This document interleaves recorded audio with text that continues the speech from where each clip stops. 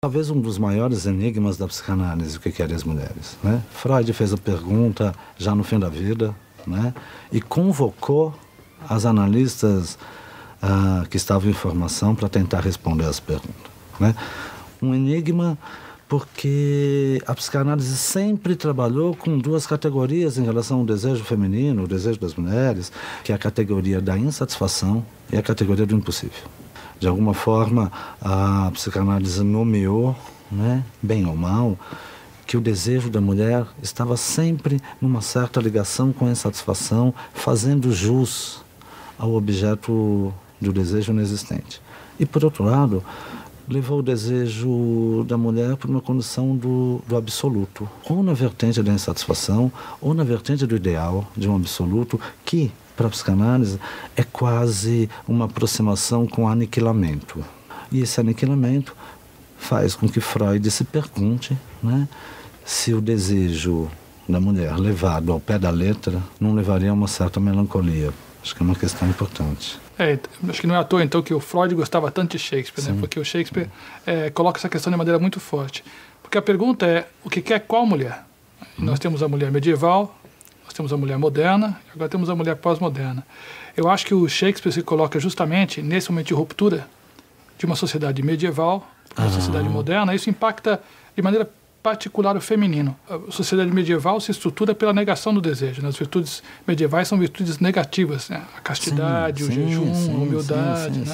E, de repente, como a gente vê em Macbeth, por exemplo, né? Sonhos de uma Noite de Verão, parece que o desejo passa a ser visto como uma razão legítima para a ação. E o que é muito perturbador, e que Shakespeare vai tocar com a maestria de sempre, é que esse desejo se manifesta, claro que nos homens, mas começa a haver mulheres que expressam claramente seu desejo. Algumas horas elas são cômicas, né? Como a Kate da Megera Domada, porque uma mulher desejar um marido, isso é absolutamente ridículo. Se ela tomar a cacetada no final, aí deixa de ser ridículo para ser a normalidade. Mas é algo mais forte também. Tanto em Sonhos de uma Noite de Verão, mas sobretudo em Macbeth, nós temos mulheres capazes de um desejo muito complexo, muito sofisticado, e que assumem esse desejo como condição de construção. Então, eu acho que talvez essa paixão do Freud pelo Shakespeare tem uma convergência no feminino, porque, na verdade, os elementos de construção da subjetividade política, estamos tendo o nascimento do Estado moderno, e da subjetividade psicológica no feminino, são muito fortes. As mulheres de Shakespeare são um fascínio, porque há todo um elenco de relações da mulher com o desejo e da mulher como objeto de desejo. E, de quebra, uma relação entre mulher e política. Desejar a mulher é desejar o poder. E há um paralelo muito forte entre o marido traído e o soberano que perde o trono. E acho que essa talvez possa ser uma chave da ligação de por que a modernidade, né, se apoia tanto num cara do século XVII, lido por um sujeito genial, Freud, né, do século XIX. Me parece fundamental a questão que você coloca da diferença de paradigmas, né, das épocas.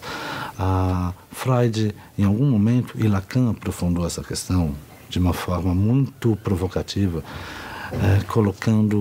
fazendo uma equivalência entre o desejo feminino e o desejo no capitalismo, tendo como base sempre a improdutividade em relação ao alcance do próprio objeto do desejo. Também nesse sentido que Freud e a psicanálise, através dos discípulos de Freud, vão conceitualizar o conceito de histeria, que fez uma confusão enorme, fez uma sinonímia desavisada entre feminino e histeria. Nesse sentido, a questão do poder, e aí o poder político, mas também o poder econômico, claro, de certa forma, entrou na psicanálise para embasar supostamente o que seria o desejo ou o querer feminino no sentido da economia.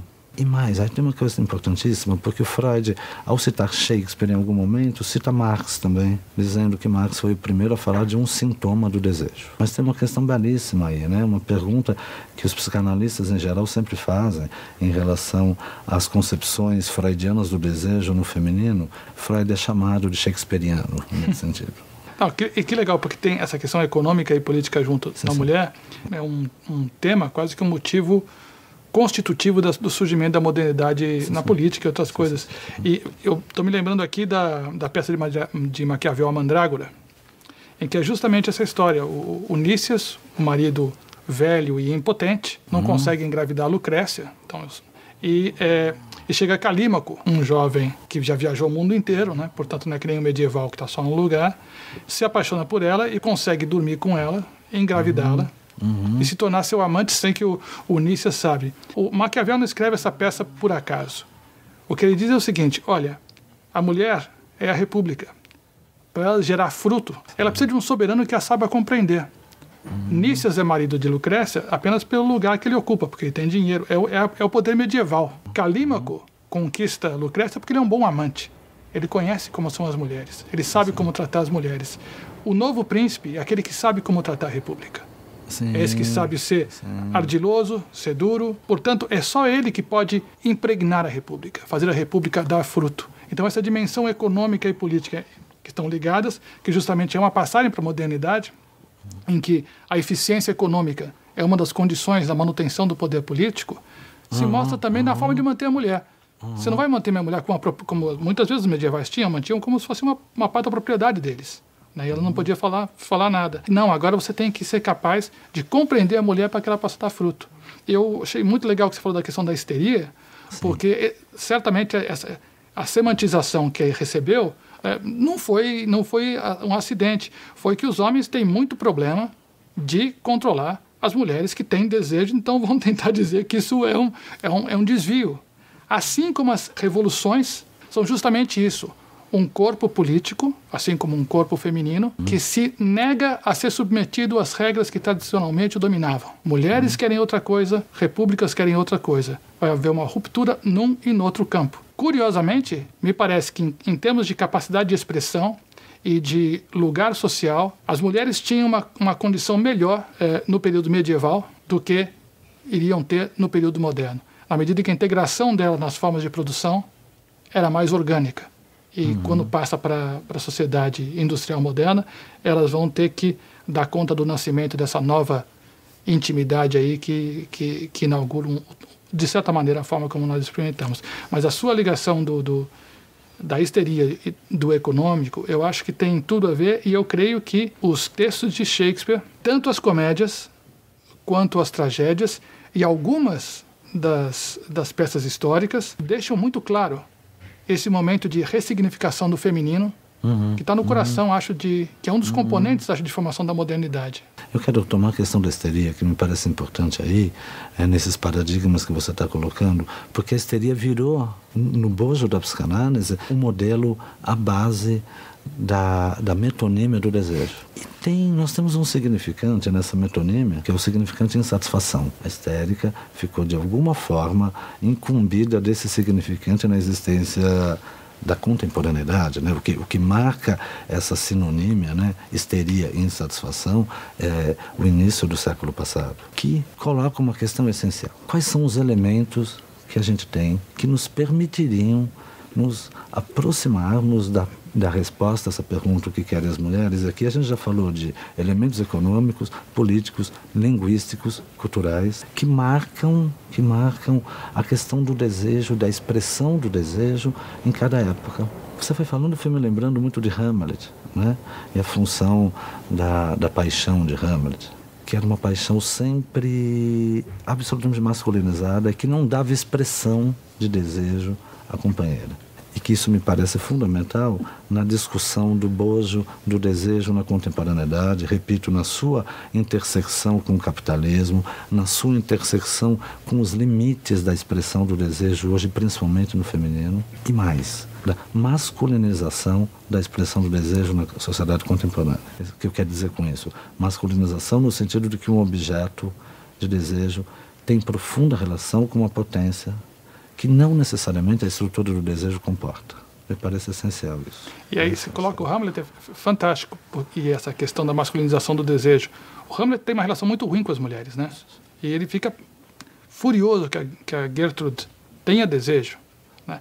Agora, a base, né? É a base. Agora, que é super interessante, que eu queria retomar que você falou, que me fez pensar mesmo, é o seguinte: na medida em que, na modernidade, a expressão do desejo é uma condição para a construção da sua identidade, negar a expressão do desejo é negar a possibilidade da identidade. Então, o que querem as mulheres? Querem poder ser sujeitos. Sim.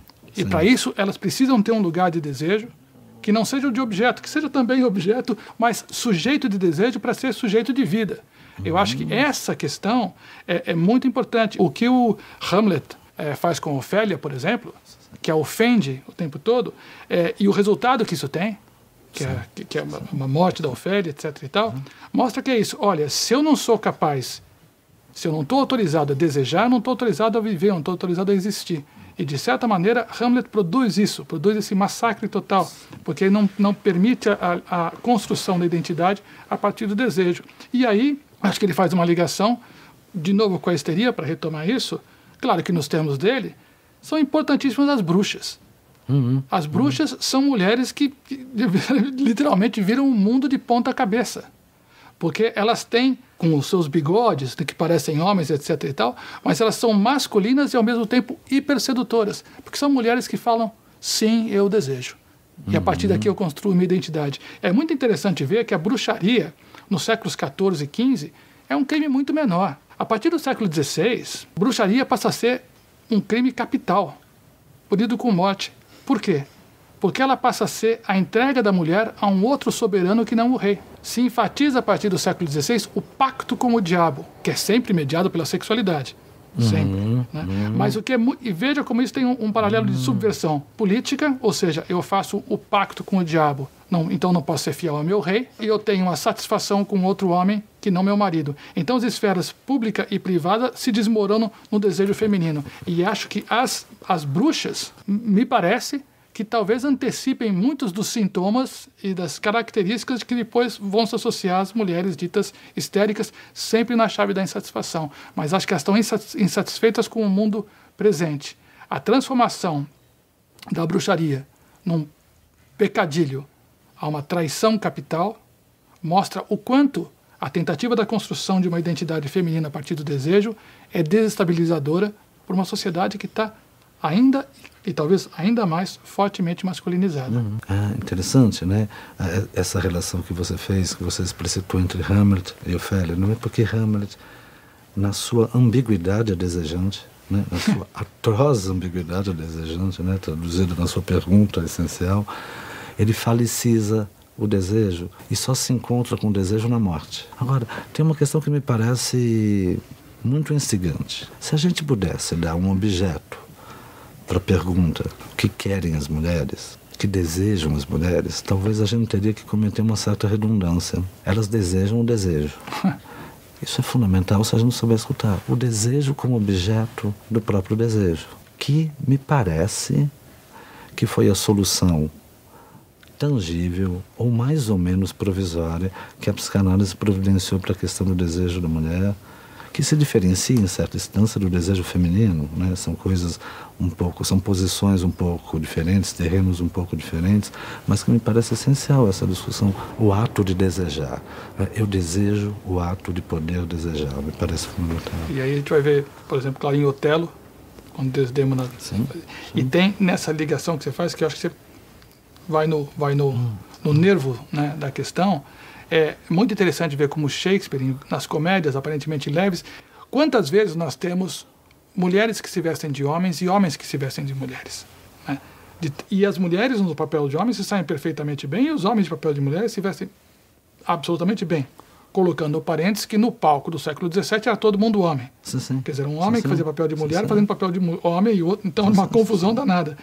O que me parece que coloca no centro da cena de novo isso que você disse do desejo ao desejo, né? Do desejo ao desejo, e que pode nos levar, talvez, e aí podemos dizer o que querem as mulheres, e quem sabe talvez queiramos todos, homens e mulheres, pela afirmação absoluta dessa possibilidade do desejo de cada um, caminharmos para uma situação já pós-gênero, né? Em que eu não tenha que defini-la como mulher enquanto uma categoria, né? Que a gente possa pensar, olha, somos seres desejantes, né? Temos características biológicas, psicológicas diferentes, mas talvez se a gente trocar as roupas e trocar os lugares, não sejamos tão diferentes assim.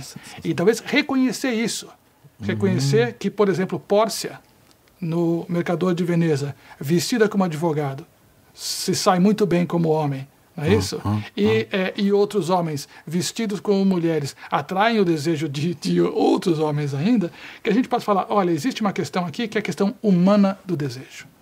E por que distinguir o desejo feminino do desejo masculino? Somos humanos em grande parte, por que desejamos? É o que você disse do desejo ao desejo.